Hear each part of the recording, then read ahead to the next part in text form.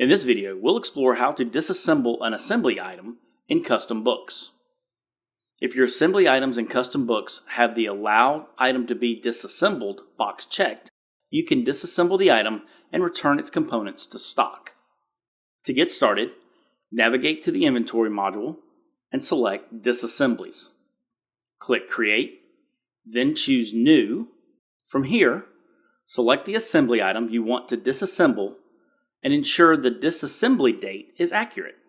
Next, enter the number of items you plan to disassemble. As you adjust the quantity, you'll notice that the quantities of the components automatically update to reflect the change.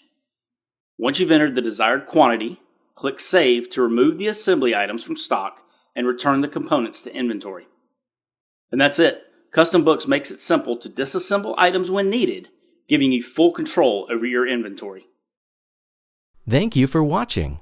If you enjoyed this video, please check out our other videos. Make sure to like and subscribe to keep up on all the latest news on CustomBooks.